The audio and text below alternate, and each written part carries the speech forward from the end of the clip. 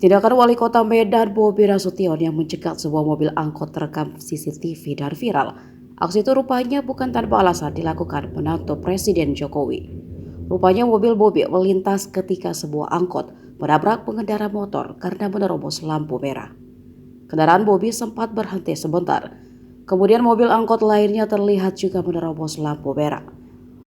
Melihat itu, Bobi yang mengendarai mobil dinasnya lalu mencegat angkot tersebut.